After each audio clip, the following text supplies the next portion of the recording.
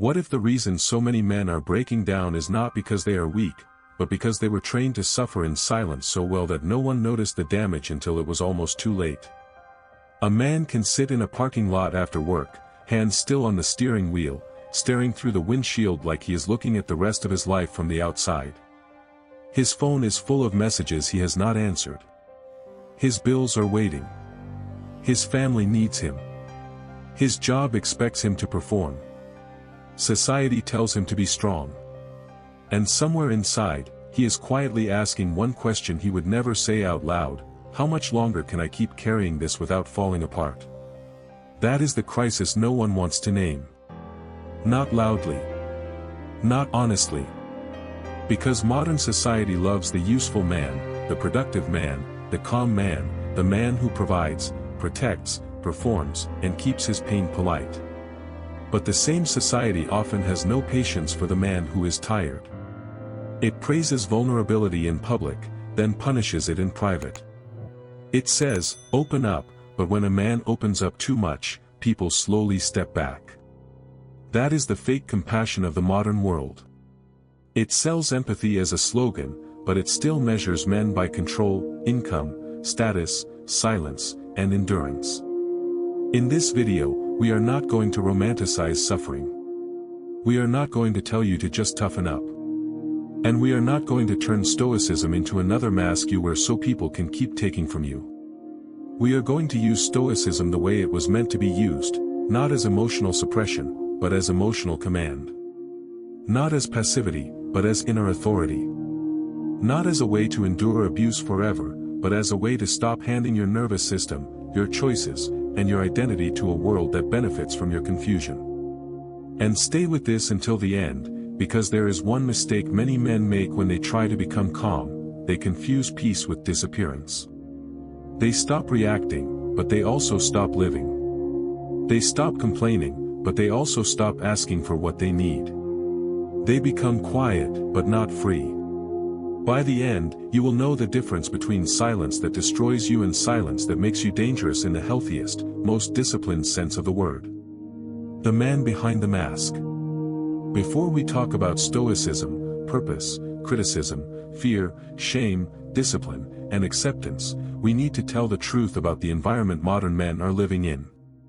Because no philosophy works if it ignores the battlefield. And the battlefield today is not only war, poverty, or survival in the obvious sense. For many men, the battlefield is psychological. It is the quiet pressure to remain useful while feeling invisible. It is the expectation to solve problems while having nowhere safe to put your own. It is the strange experience of being needed by everyone and understood by almost no one. A man can have a decent job, a car, a family, a phone full of contacts, and still feel completely alone. He can sit at dinner and laugh at the right moments while his mind is somewhere else, calculating rent, debt, health, aging parents, relationship tension, career stagnation, and whether his life is becoming something he chose or something he accidentally survived. He can be surrounded by people and still feel like if he disappeared emotionally, no one would notice until his performance dropped. This is where a darker, more Machiavellian reading of society becomes useful, not because we need to become cruel, but because we need to stop being naive. Machiavelli understood that appearances often rule the world. People do not always respond to what is true. They respond to what is useful, what is powerful, what is socially convenient, and what protects their interests. Modern society is full of masks: companies that say they care about mental health but reward burnout, social circles that preach authenticity but punish discomfort, relationships that ask for emotional availability but still expect masculine certainty, public conversations that say men should express themselves, then mock men when their pain does not look attractive. This does not mean everyone is evil. It means the world is more complicated than the slogans. And if you do not understand this, you will keep expecting honesty from systems designed around image. You will keep giving your deepest truth to people who only wanted a manageable version of you. You will keep mistaking attention for care, sympathy for loyalty, and noise for support. Stoicism gives us another path. It does not ask you to deny the world is fake in many places. It asks you not to become fake because of it. It asks you to see clearly, choose deliberately, act with discipline, and protect the one territory that must never be surrendered, your mind. Today we will move through 10 principles, but not as abstract philosophy. We will bring them into the life of a man in the modern West, the man carrying work stress, family expectations, private loneliness, financial pressure, relationship wounds, social comparison, anger he is ashamed of, fear he cannot admit, and exhaustion he has learned to hide. Each principle is a step toward becoming steady again. Not numb. Not cold. Not disconnected. Steady. 1. A man without purpose becomes available to everyone else's agenda. Imagine a man who wakes up tired before the day has even started. He checks his phone before his feet hit the floor. News, messages, bills, work notifications, someone else's opinion, someone else's emergency, someone else's life looking better than his. Before he has even chosen his first thought, the world has already entered his mind and started giving orders. This is what happens when a man lives without a firm purpose. He may still be busy. He may still earn money. He may still answer emails, attend meetings, raise children, go to the gym, pay taxes, and keep the house from falling apart. But busyness is not the same as direction. A man can be moving all day and still be spiritually drifting. He can be productive for everyone else while slowly becoming a stranger to himself. The Stoics understood that purpose is not decoration. It is structure. Epictetus taught that difficulty reveals character, and the greater the difficulty, the more meaningful the victory over it becomes. But difficulty only strengthens a man when he knows what he is enduring it for. Without purpose, pressure does not refine you. It scatters you. Every demand feels equally urgent. Every opinion feels like a threat. Every criticism feels personal. Every setback feels like proof that you are failing at life. A firm purpose is not merely a career goal. Many men discover this too late. They spend years chasing a title, a salary, a house, a lifestyle, and then one night they look around and realize they built a life that looks successful from the outside but feels hollow from the inside. Purpose is deeper than achievement. It asks, what kind of man are you trying to become when nobody claps? What values are you willing to protect even when they cost you comfort? What pain are you willing to carry because it serves something larger than your ego? In the modern world, this question is radical because society prefers men who are easy to program. The marketplace wants your insecurity because insecure men buy more. Algorithms want your outrage because angry men watch longer. Workplaces want your loyalty when it benefits the company, but your silence when the company benefits from your exhaustion. Even some relationships may prefer you confused, because a man without inner direction is easier to guilt, easier to manipulate, and easier to keep proving himself. This is the Machiavellian layer most men are not taught to see. If you do not define your purpose, something else will define your usefulness. If you do not choose your values, the world will rent your energy by the hour. And if you do not know what kind of man you are becoming, you will become whatever your wounds, fears, and obligations shape you into. A firm purpose begins in honest reflection. Not the kind of reflection that sounds good in a journal for 3 days and disappears.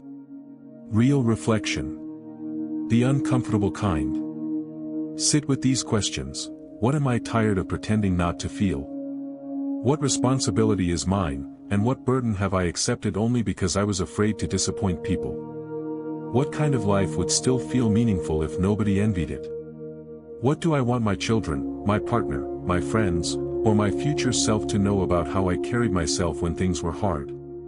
This is not easy work. It may force you to admit that you have been living on autopilot. It may reveal old habits that kept you liked but not respected. It may show you that some parts of your identity were built around being needed, not being whole. But this is where strength begins. Not in pretending everything is fine, but in finally telling the truth without collapsing under it. Once you identify your purpose, protect it like a flame in bad weather. Do not expect the world to respect it automatically. Your old habits will try to pull you back. People who benefited from your lack of boundaries may call you selfish. Your own fear may tell you it is safer to remain the same. That is normal. Purpose does not remove resistance. It gives resistance a meaning. A man with purpose can still suffer, but he no longer suffers randomly. He can be tired, but his tiredness belongs to a road he chose. He can face criticism, but criticism no longer gets to rewrite his identity. He can fail, but failure becomes information, not a death sentence. So begin there. Not with a perfect plan. Not with some dramatic reinvention. Begin with a sentence you can live by. Something honest. Something grounded. Something like, I will no longer abandon myself to remain useful to people who only value my silence. Or, I will build a life that respects my health, my responsibilities, and my dignity. A sentence like that may not change your life overnight, but it becomes a compass. And a compass is priceless when the world keeps trying to turn you into a tool. 2. Guard your mind, because the world profits from your reaction. A man who cannot guard his mind becomes public property. His anger belongs to whoever provokes him. His confidence belongs to whoever praises him. His peace belongs to the next notification, insult, rejection, bill, rumor, or headline. He may think he is free because no one has locked the door, but internally he is being pulled by strings. Stoicism begins with a brutal but liberating truth: your emotions are shaped by your judgments. Not always instantly, not always easily, but deeply. When someone offends you, the pain is real. When life disappoints you, the heaviness is real. When someone disrespects you, your body may react before your mind catches up. Stoicism does not deny this. It simply refuses to let the first reaction become the final authority. The modern world is engineered to hijack reaction. Social media does not merely show you information. It studies what keeps you agitated. Political commentary, celebrity scandals, relationship advice clips, masculinity debates, financial fear, comparison content, public shaming, all of it competes for one thing: your attention. But attention is not neutral. What you repeatedly attend to becomes the atmosphere of your mind. This is why many men wake up already tense. They begin the day by letting thousands of strangers into their nervous system. They consume outrage over breakfast, comparison during lunch, and doom before sleep. Then they wonder why they feel anxious, cynical, impatient, and empty. The mind was not built to carry the emotional noise of the entire world every hour.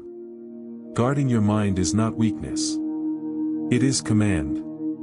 A strong man does not allow every voice to enter the control room. He does not treat every insult as an emergency. He does not confuse being informed with being invaded. He understands that his mental space is sacred because every decision he makes begins there. Consider a man at work. His manager sends a short, cold message: "We need to talk." Immediately his mind starts building a courtroom. Am I in trouble? Did I fail? Are they replacing me? Did someone complain? Within 30 seconds, his body is tense and his attention is gone. The meeting may be harmless, but his nervous system has already paid the price. This is where Stoic practice begins: pause, observe, separate fact from story. Fact: a message arrived. Story: my life is about to collapse. Fact: someone criticized my work.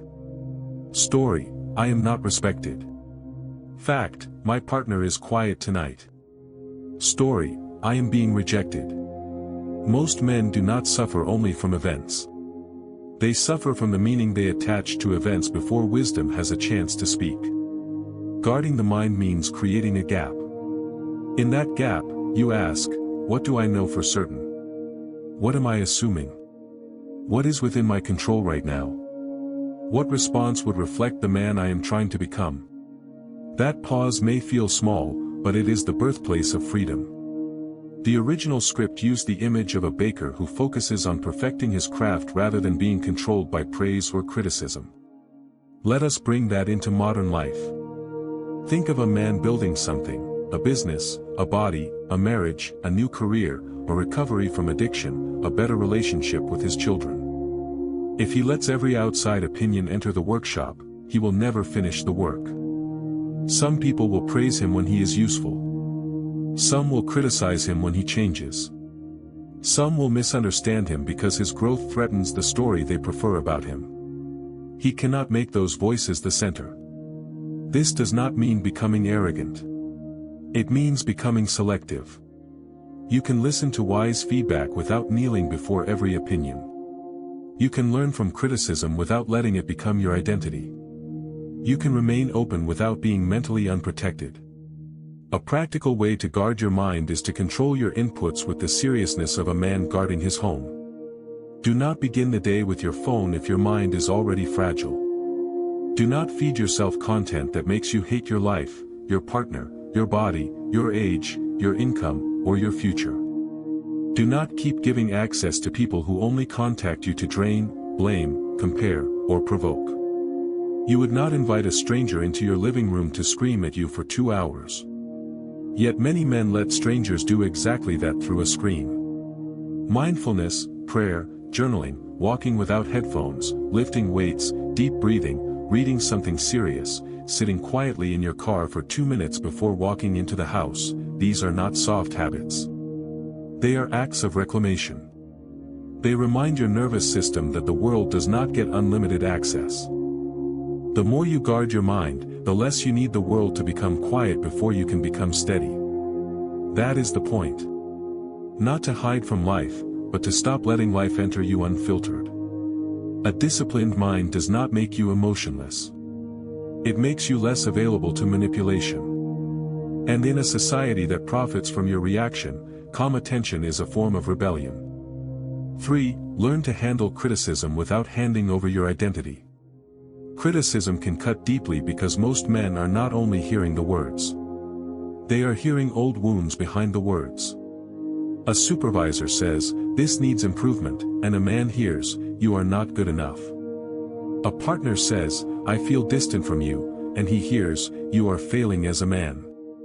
A friend jokes about his income, his body, his divorce, his loneliness, his age, and suddenly the joke lands on a place he has been hiding for years. Stoicism does not tell you criticism never hurts. It teaches you not to become the prisoner of the hurt. Epictetus reminded us that we cannot control the opinions and actions of others, but we can control the judgment we form in response. This is not easy. It is a practice. But it is one of the most important practices for men in a culture that constantly evaluates them.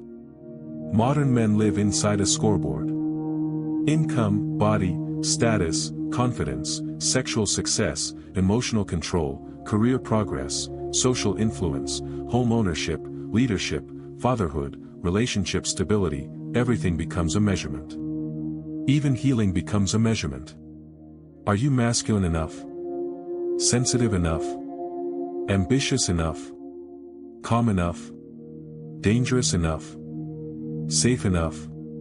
The rules change depending on who is speaking, and if you chase all of them, you will lose yourself. Here is the hard truth: some criticism is useful, and some criticism is disguised control. You need enough humility to learn from the first and enough discernment to reject the second. This is where a Machiavellian awareness protects you. Not every person who criticizes you wants you to improve. Some want you smaller. Some want you guilty. Some want you dependent on their approval. Some criticize your boundaries because they preferred your availability. Some criticize your ambition because your movement reminds them of their stagnation. Some criticize your silence because they lost access to your reaction. But if you reject all criticism, you become fragile in another way. You become the man who cannot be corrected, the man who calls every challenge disrespect, the man who hides insecurity behind pride. That is not strength. That is fear wearing armor. The Stoic approach is cleaner. When criticism comes, pause before defending yourself. Ask, is there truth here? Is this person qualified to speak into this area? Is their tone harsh but their point useful? Or is their criticism only an attempt to provoke shame? What part can help me grow, and what part should be left on the floor? Imagine a man going through divorce. Everyone has an opinion. Some tell him he was too cold. Some say he gave too much. Some say he should have seen it coming. Some say he should fight. Some say he should forgive.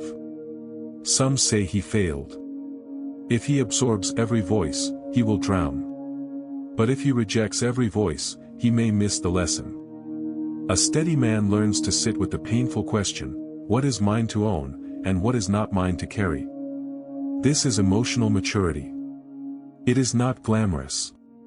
It does not make for a dramatic social media quote. But it changes a life. If you made mistakes, own them without turning yourself into a permanent mistake. If someone misjudges you, let them. If someone gives you truth, receive it. If someone weaponizes your vulnerability, learn from that too, not by becoming cold, but by becoming wiser about access. Handling criticism also requires a strong internal witness. You need to know what you are doing and why. When a man understands his own motives, criticism loses some of its power. If you know you are rebuilding your health, someone mocking your slow progress cannot define you. If you know you are creating financial stability after years of chaos, someone laughing at your budget cannot shame you. If you know you are becoming more present with your family, someone calling you boring cannot move you. This is why purpose and self-awareness come before public confidence. Confidence built on applause collapses when applause disappears. Confidence built on self-knowledge can survive misunderstanding. There is also a relational side. When criticism comes from someone close, do not always retreat behind silence. Sometimes stoicism requires a calm conversation. Ask for clarity. Say, help me understand what you mean. Say, I can hear the concern, but I will not respond well to contempt. Say, there may be truth in what you are saying, but I need us to speak with respect. This is not weakness. It is disciplined communication. A man who can receive criticism without collapsing, defend himself without exploding, and change without hating himself becomes rare. People may not always like him, but they feel his stability. He is no longer controlled by praise or destroyed by disapproval. He takes what is useful. He discards what is poison. And he keeps walking. 4. Transform offense into power before it turns into bitterness. Every man knows the feeling of being disrespected. Maybe it is a comment in a meeting, a look from someone who thinks they are above him, a partner who speaks to him like he is a problem instead of a person, a family member who only remembers his mistakes, or a stranger online who reduces his life to one insult. The first instinct is often to strike back. Not always physically. Sometimes with sarcasm, withdrawal, coldness, revenge fantasies, or the quiet decision to never care again. But offense is dangerous because it offers a fake sense of power. Anger can make a man feel alive when he has felt powerless for too long. Resentment can feel like self-respect when dignity has been injured. Silence can feel like control when it is actually fear hardening inside the chest. Stoicism asks for something harder than retaliation. It asks you to transform offense before it transforms you. Epictetus taught that it is not events themselves that disturb us, but our judgments about them. In the case of offense, this does not mean the disrespect was imaginary. It means the disrespect is not allowed to decide what kind of man you become next. That choice remains yours. Let us be honest. Some men carry offenses for years. A father who never approved of them. A woman who humiliated them. A boss who used them. Friends who disappeared when life got hard. A betrayal they never fully processed. A moment where they were laughed at, overlooked, rejected, or treated as disposable. The world tells men to move on, but moving on without processing often becomes emotional debt. And emotional debt collects interest. You see it later as cynicism. As emotional numbness. As distrust. As the inability to receive love without suspicion. as the need to dominate every conversation, as the habit of interpreting every disagreement as an attack. This is what happens when offense is not transformed. It becomes identity. The Stoic path begins with acknowledgement. Say the truth without decoration: that hurt me. That embarrassed me. That made me angry. That made me feel small. Many men skip this step because they think acknowledging pain gives it power. But pain that is denied does not disappear. It goes underground and starts making decisions in secret. After acknowledgement comes interpretation. Ask yourself, what story am I attaching to this offense? Am I making one person's disrespect mean that I have no value? Am I making one rejection mean I will always be abandoned? Am I making one betrayal mean trust is foolish? Am I making one public embarrassment mean I should never risk again? This is where you reclaim power. The offense happened. But the meaning is not finished until you finish it. You can decide that the insult becomes training in restraint. You can decide the betrayal becomes training in discernment. You can decide the rejection becomes training in self-respect. You can decide the humiliation becomes training in humility and rebuilding. This is not pretending it did not hurt. It is refusing to let hurt become your master. Empathy can help, but we must use it carefully. Stoicism often encourages us to understand that others act from their own ignorance, pain, fear, or confusion. This is true. The person who offends you may be acting from insecurity. The person who mocks you may be trying to avoid facing themselves. The person who attacks your growth may feel threatened by change. Understanding this can lower the emotional temperature. But empathy does not mean surrender. You can understand why a person behaves badly and still remove their access. You can forgive internally and still create distance externally. You can release bitterness without inviting the same disrespect back into your life. This distinction matters, especially for men who were trained to confuse patience with tolerating everything.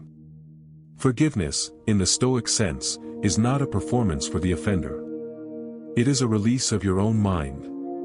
It says, I will not keep drinking this poison to prove I was wronged. I will learn. I will adjust. I will protect my peace. But I will not let your behavior turn me into a bitter man who carries you into every room. Every offense gives a man a choice between reaction and refinement. Reaction gives quick heat. Refinement gives lasting power. The man who chooses refinement does not become harmless.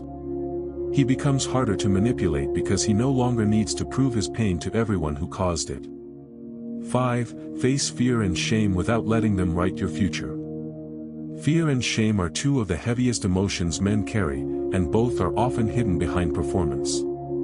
A man may call it stress, anger, tiredness, or just life, but underneath he may be afraid of failing, aging, losing income, losing respect, losing his family, being exposed as not as strong as people think, being left behind by younger men, becoming irrelevant, becoming his father, or never becoming the man he thought he would be.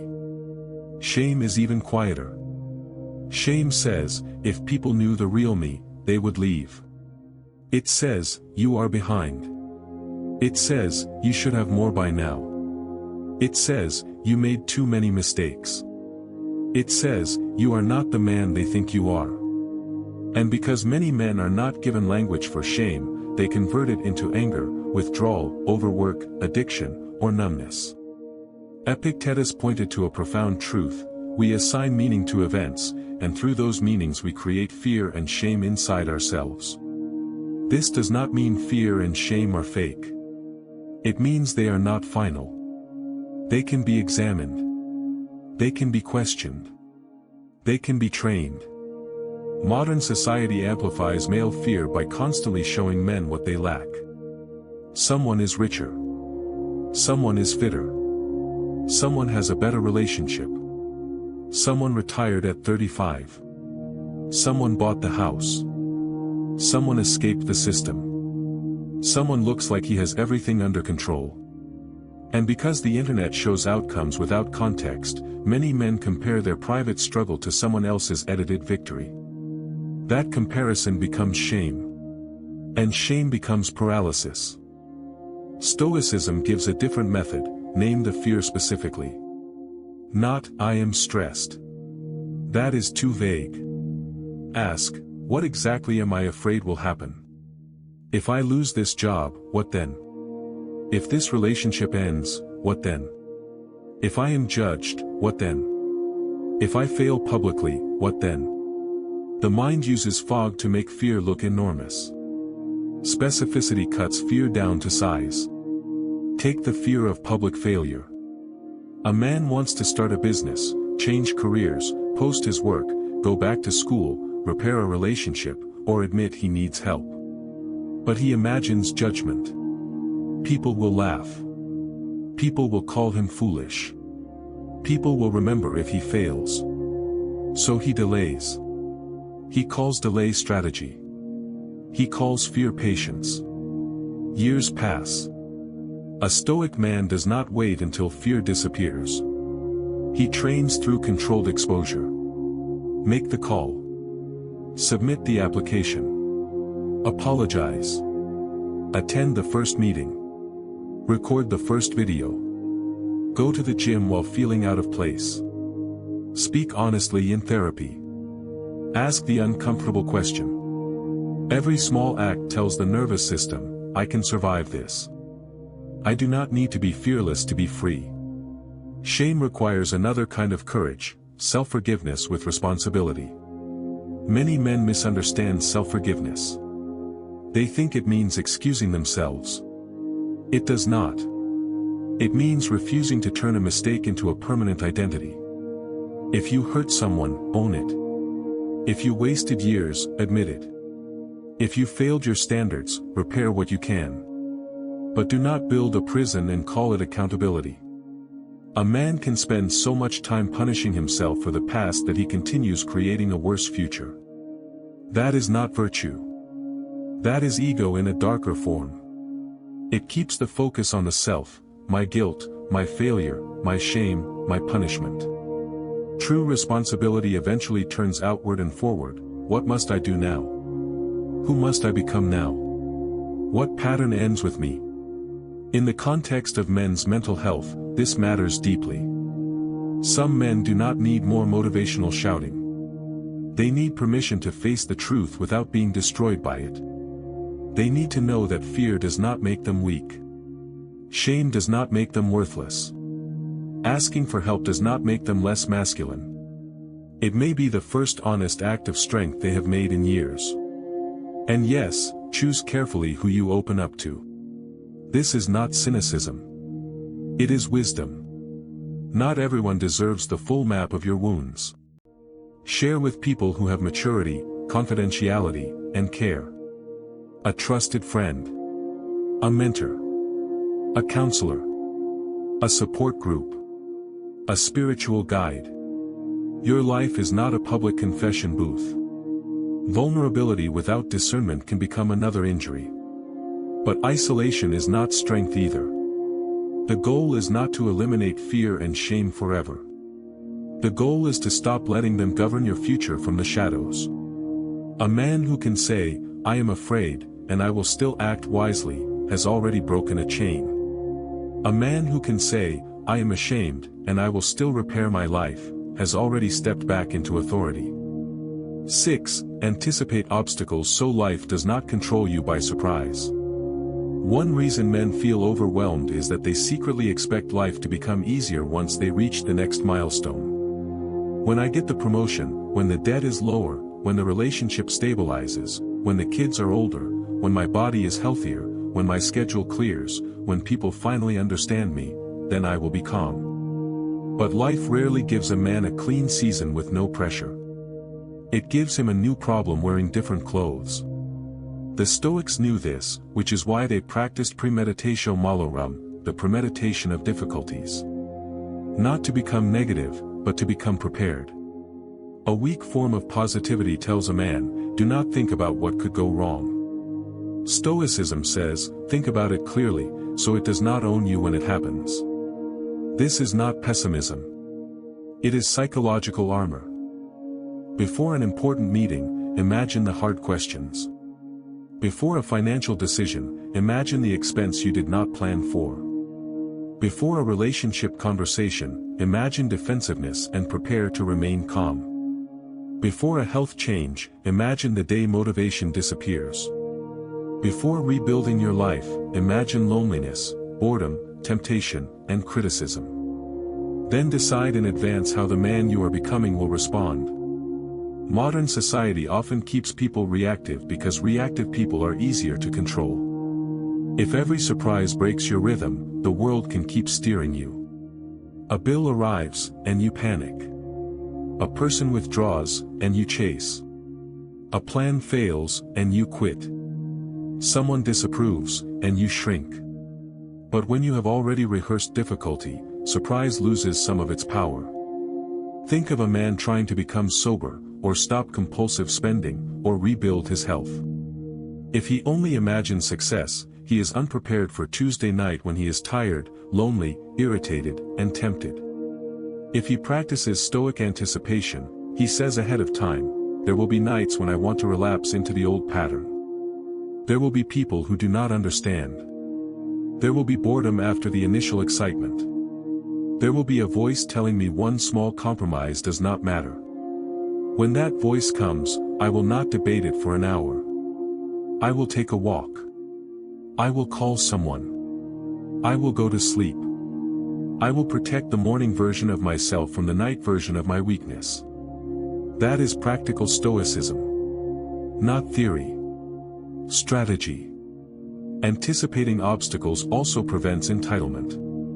Many men suffer twice, once from the obstacle, and again from the belief that the obstacle should not be there. Why is this happening? Why now? Why me? These questions are human, but if you live there too long, they drain the energy needed for action. Stoicism reminds us, obstacles are not interruptions to life. They are part of life. The question is not whether difficulty will come. The question is whether difficulty will find you asleep or awake. This principle is especially important in middle age. Men in their 30s, 40s, and 50s often face overlapping pressures, career demands, children, aging parents, health concerns, relationship fatigue, financial planning, identity shifts, and the quiet grief of realizing some dreams may need to change shape. If a man expects this season to feel easy, he may think something is wrong with him. But if he understands the terrain, he can stop interpreting pressure as personal failure. Preparation should be balanced. Do not rehearse disasters all day until anxiety becomes your religion. Stoic anticipation is brief, deliberate, and constructive. Ask, what may go wrong? What can I control? What will I do if it happens? Who can support me? What must I accept? Then return to the present. The goal is not to predict everything. The goal is to become less fragile when life refuses your script. A prepared man is not shocked by human behavior. He knows people may misunderstand. He knows plans may break.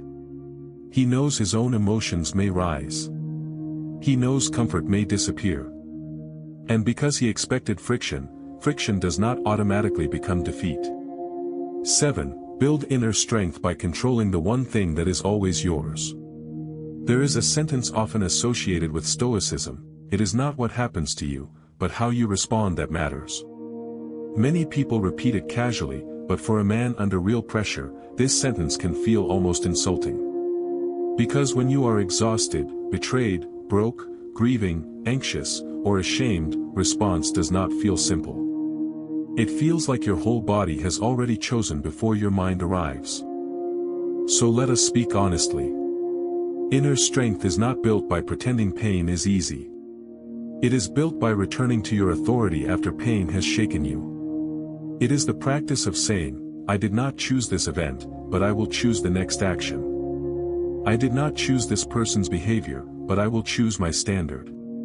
I did not choose the fear in my body, but I will choose whether fear drives the car.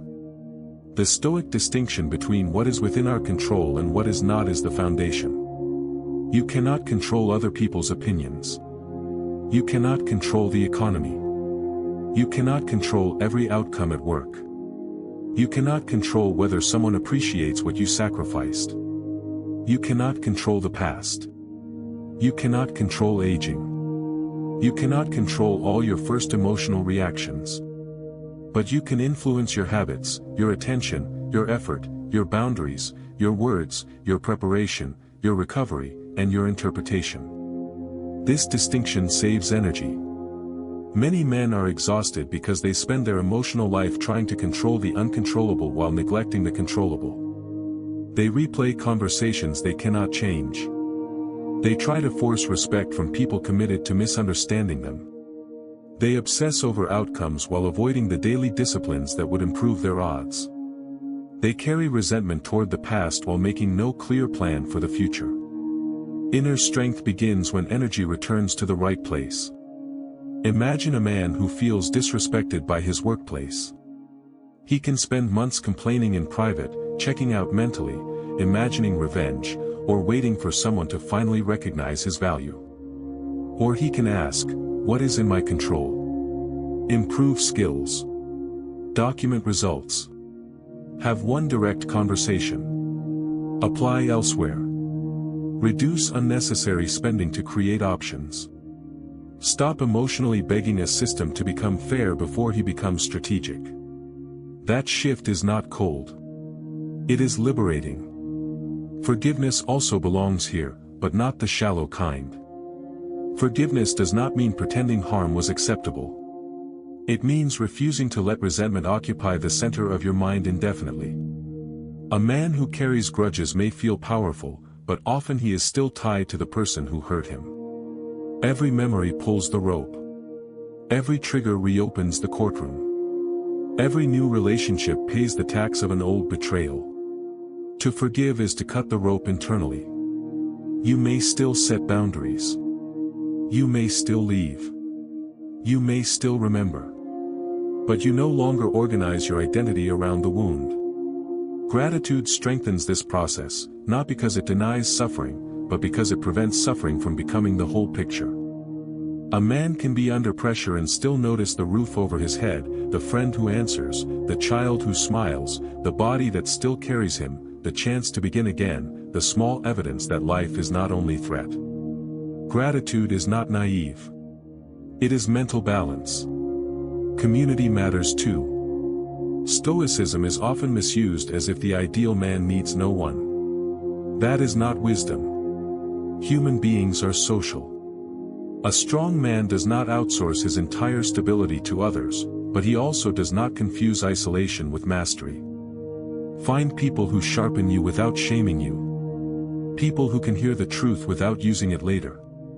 People who encourage responsibility, not self-pity. If you do not have such people yet, begin building slowly. One honest connection can interrupt years of silent collapse. Inner strength also requires vulnerability, but grounded vulnerability. The ability to say, I am not okay, before your life forces the confession through breakdown. The ability to admit fear without worshiping it. The ability to ask for help without surrendering responsibility. That is not weakness. That is a man refusing to let pride kill him quietly. A strong inner life is not loud. It does not need to announce itself. You see it in the man who pauses before speaking. The man who corrects himself without self-hatred. The man who can apologize without becoming small. The man who can walk away without needing revenge. The man who can be misunderstood without immediately performing an explanation. The man who knows his center because he returns to it every day. 8. Restrain your actions before your impulses build your prison. Many men do not ruin their lives in one dramatic decision. They do it through repeated unrestrained moments. One message sent in anger. One drink used to escape. One purchase made to feel powerful.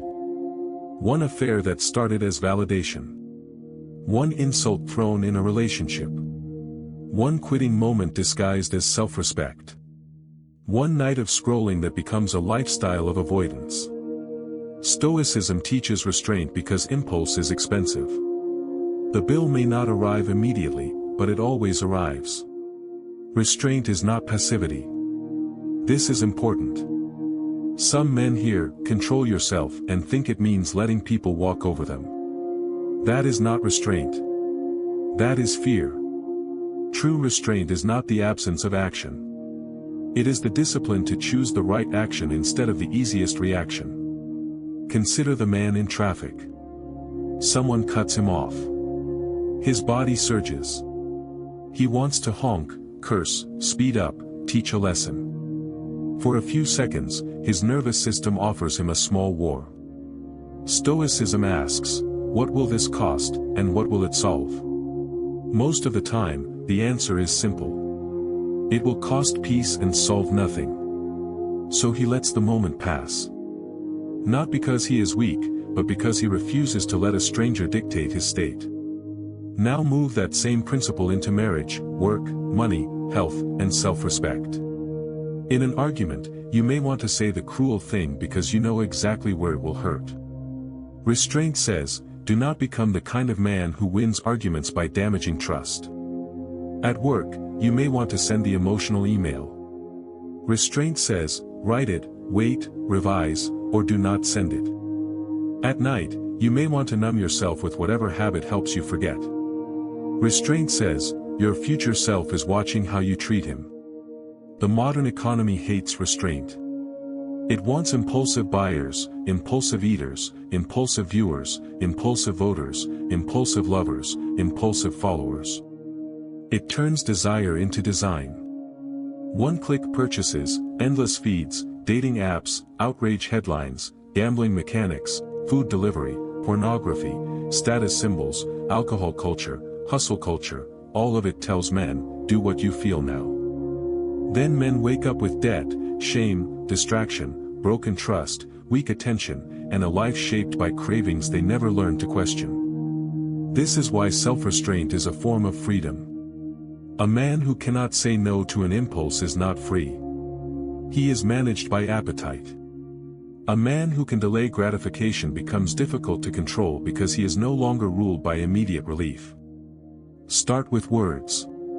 Words are often where men's lack of restraint damages the most. Before speaking in anger, ask, will this make repair easier or harder? Is this truth, or is this punishment? Am I trying to be understood, or am I trying to wound? Many relationships do not die because love disappears in one day. They die because unrestrained words create a climate where safety cannot breathe. Then move to habits. If procrastination is your weakness, do not rely on motivation. Build structure. Put the phone away. Set a timer. Make the first step small. If anger is your weakness, learn your body signals, heat in the chest, tight jaw, fast speech, tunnel vision. Step away before the storm reaches your mouth. If spending is your weakness, create friction, remove saved cards, wait 24 hours, track every purchase. If loneliness drives you toward destructive validation, name the loneliness before it chooses for you. Reflection turns restraint into growth. At the end of the day, ask without cruelty, where did I act from impulse? What triggered me? What would a steadier response look like? This daily review is not self-attack. It is training. A boxer watches footage not to hate himself, but to improve. A man reviews his conduct for the same reason. Restraint makes you more powerful because it gathers scattered energy. Every time you do not obey the impulse, you prove to yourself that desire is not command. Over time, that proof becomes identity. You become the kind of man who can be tempted without being taken. Provoked without being possessed. Pressured without being purchased. 9. Accept reality so you can act instead of bleeding energy into resistance. Acceptance is one of the most misunderstood Stoic principles. Many people hear acceptance and think surrender. They imagine a man lowering his standards, tolerating disrespect, giving up ambition, or calling helplessness wisdom. But Stoic acceptance is not weakness. It is the end of arguing with reality so you can finally respond to it. A man loses his job. The first wave is fear, anger, humiliation, maybe even panic. That is human. But after the first wave, there is a choice. He can spend weeks mentally fighting the fact that it happened, replaying how unfair it was, imagining what he should have said, comparing himself to people who still have security. Or he can say, "This has happened. I do not have to like it. I do not have to pretend it is good. But I must now deal with what is real." That sentence is powerful. I must now deal with what is real. Modern society trains people to live in resistance. Resist aging. Resist discomfort. Resist boredom. Resist limits. Resist the possibility that life is not always fair. Resist the truth that some people will not love you properly no matter how clearly you explain your pain. Resistance feels active, but often it is just suffering with movement. Acceptance returns a man to action. If the relationship is ending, acceptance says, grieve, but stop negotiating with denial. If your health is poor, acceptance says, stop hating your body and begin caring for it. If you are financially behind, acceptance says, stop performing success and build stability. If someone does not respect you, acceptance says, stop auditioning for a role in their conscience. Adjust access. Acceptance also means letting go of perfectionism. Many men stay stuck because they would rather imagine a perfect transformation than begin an imperfect one. They want the perfect schedule, perfect plan, perfect motivation, perfect environment, perfect emotional state. But life rarely offers perfect conditions. Stoicism says, begin anyway. The flawed beginning is superior to the perfect fantasy. This matters deeply in mental health. A man may wait until he feels strong enough to ask for help. But asking for help may be the thing that helps him become strong. He may wait until he feels confident to change. But confidence often comes after action, not before. He may wait until shame disappears. But shame often fades only when he starts living differently. Acceptance in relationships is equally difficult. Many men suffer because they love a version of someone that only appears in potential. They accept explanations, promises, apologies, and emotional crumbs because they are attached to what could be. Stoic acceptance asks, what is actually happening? Not what they could become. Not what they said during a soft moment. Not what you hope your patience will unlock. What is the pattern? Reality lives in patterns, not promises. This is where acceptance becomes protective. It stops you from being hypnotized by exceptions. It helps you see the difference between a person who makes mistakes and a person who uses your forgiveness as a reset button. It helps you stop confusing your loyalty with wisdom. Gratitude supports acceptance because it reconnects you to what remains. When life takes something, the mind naturally stares at the empty space. Gratitude does not erase loss, but it widens the frame. You may have lost an opportunity, but you still have skills. You may have lost a relationship, but you still have breath, time, lessons, and the capacity to rebuild. You may have lost status, but you may be gaining honesty. Acceptance is not the end of ambition. It is ambition cleansed of delusion. It says, I see the facts. I see my limits. I see my responsibility. Now I move. A man who accepts reality becomes dangerous to chaos because chaos can no longer keep him trapped in complaint. He stops wasting months asking why the storm came and starts building shelter, repairing tools, helping others, and walking when the road clears. That is not passive. That is mature power. 10. Live according to nature in a world that wants you artificial. The Stoics taught that we should live according to nature. At first, this can sound distant from modern life. Most men today are not walking through ancient marketplaces in robes, discussing virtue under stone columns. They are answering emails, sitting in traffic, checking bank apps, trying to stay healthy, managing relationships, raising children, and wondering why life feels so noisy even when they have more technology than any generation before them. But living according to nature may be more urgent now than ever, because modern society constantly pushes men into artificial lives. Artificial urgency. Artificial status. Artificial connection. Artificial masculinity. Artificial success. Artificial outrage. Artificial confidence. Artificial intimacy. Artificial identity built for display rather than depth. A man can spend years curating an image while starving his soul. He can look successful but be disconnected from his body, his values, his family, his sleep, his faith, his friendships, his silence, and the natural rhythms that keep a human being sane. He can become optimized and still feel empty. Living according to nature begins with remembering what a man actually is. Not a machine. Not a wallet. Not a status object. Not an emotional garbage disposal. Not a productivity unit. Not a character in someone else's fantasy of strength. A man is a rational, social, mortal human being. He needs purpose, rest, truth, discipline, meaningful work, connection, and virtue. When he lives against these realities long enough, symptoms appear. Anxiety. Anger. Numbness. Addiction. Resentment. Fatigue. Emptiness.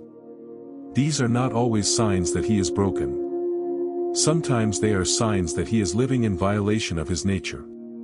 The Stoics named 4 central virtues: wisdom, courage, justice, and temperance. These are not museum words. They are survival tools.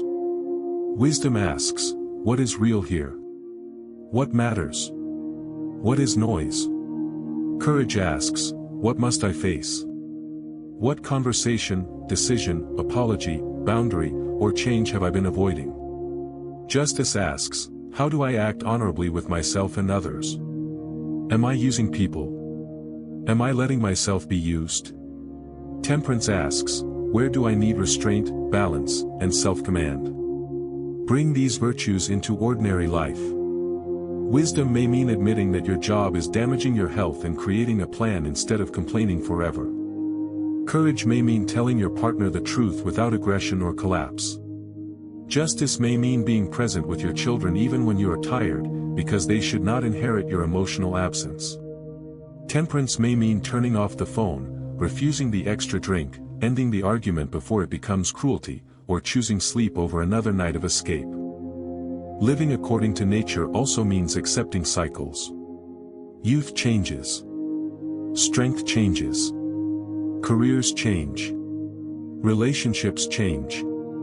Parents age. Children grow. Bodies require maintenance. Dreams evolve. A man who cannot accept cycles becomes bitter. He either clings to the past or panics about the future. But a man aligned with nature adapts without losing himself. He understands that every season has a task. In younger years, the task may be building. In middle years, the task may be refining, protecting, leading, and healing what earlier ambition ignored. In later years, the task may be transmitting wisdom and releasing what no longer belongs to you. None of these seasons are meaningless. But they become painful when a man judges one season by the standards of another. Simplicity is part of nature too. The world will always try to convince you that peace is one purchase away, one upgrade away, one body transformation away, one achievement away, one new relationship away. But many men do not need more. They need less noise. Less performance. Less comparison. Less pretending. Less access for people who drain them. Less self-betrayal. Simplicity does not mean poverty of ambition. It means clarity of priority. What are the few things that truly deserve your life? Your health. Your character. Your family or chosen community. Your craft. Your spiritual grounding. Your ability to sleep with a clean conscience. Everything else should serve these, not replace them. Living according to nature also involves your connection to the physical world. Walk outside. Lift something heavy. Cook real food. See the sky before seeing a screen. Let silence return to your nervous system. Many men underestimate how much their despair is intensified by disconnection from the body. You cannot think your way out of everything while treating your body like an abandoned machine. The fake world wants you artificial because artificial men are easier to sell to, easier to provoke, easier to shame, easier to distract, and easier to control. A natural man is harder to manipulate. He knows what he values. He respects his limits.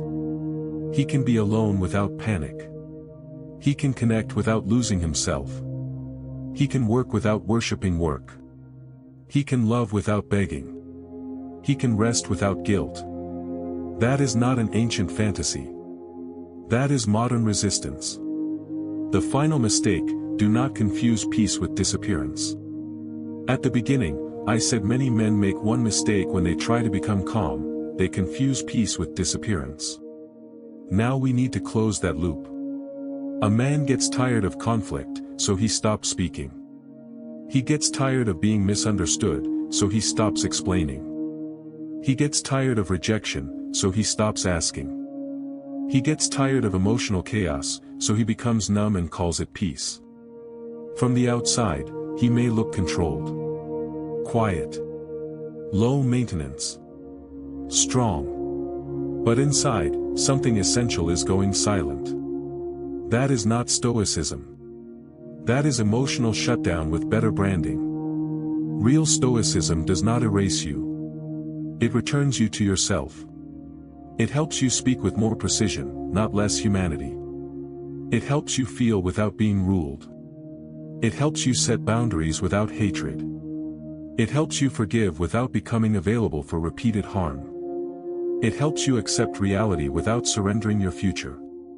This distinction matters because many men have been rewarded for disappearing. When they stop needing, everyone calls them mature. When they stop complaining, everyone calls them strong. When they stop expressing pain, everyone feels more comfortable. But comfort for others is not always health for you. Silent authority is not silence because you are afraid. It is silence because you are no longer desperate to be validated by people committed to misunderstanding you. It is not emotional absence. It is emotional command. It is not letting life harden you into cruelty. It is letting discipline protect the part of you that still cares. A man in true authority can say, "That hurt," without begging. He can say, "No," without rage. He can say, "I need help," without shame. He can say, "I forgive you," without reopening the door. He can say, "I was wrong," without collapsing. He can say nothing at all when silence is wiser than performance. The 10 steps back to inner authority. Let us bring everything together. First, a man needs purpose because without purpose he becomes available to everyone else's agenda. Purpose gives suffering direction and turns pressure into training. Second, he must guard his mind because the modern world profits from reaction. Not every voice deserves access to his attention. Third, he must handle criticism without handing over his identity. Some criticism teaches. Some criticism controls. Wisdom knows the difference. Fourth, he must transform offense before it becomes bitterness. Pain acknowledged and refined can become strength. Pain denied often becomes poison. Fifth, he must face fear and shame directly. Fear loses power when named. Shame loses power when responsibility replaces self-hatred. Sixth, he must anticipate obstacles. A prepared man is not easily controlled by surprise. Seventh, he must build inner strength by focusing on what is truly within his control, his judgments, actions, habits, boundaries, and recovery. Eighth, he must restrain his impulses because unrestrained moments become long-term prisons. Ninth, he must accept reality so he can act. Acceptance is not surrender. It is the end of wasting strength on denial. 10th, he must live according to nature in a world that wants him artificial. He must return to virtue, simplicity, embodiment, connection, and truth. These are not quick fixes. They are not slogans. They are practices. And they matter because the crisis many men face today is not only that they are stressed. It is that they are disconnected from their own authority. They have been useful for so long that they forgot they were human. They have been strong for so long that they forgot strength also requires repair. If this spoke to a part of you that you usually keep hidden, do not ignore that. Write down one thing you are no longer willing to carry in silence, and one action you will take this week to reclaim your mind. It can be a boundary, a conversation, a habit, a phone call, a decision, or simply 10 minutes of honest silence without a scream. And if you believe more men need to hear this without being mocked, dismissed, or told to just get over it, share this video with one man who has been carrying too much alone. If this channel gives you clarity, subscribe and stay with us. Not for noise. Not for empty motivation. But for disciplined reflection, emotional command, and the quiet strength to live in a world that keeps trying to turn men into masks. Remember this, you do not become powerful by pretending nothing hurts. You become powerful when pain no longer decides who you are. Stay steady. Guard your mind. Move with authority.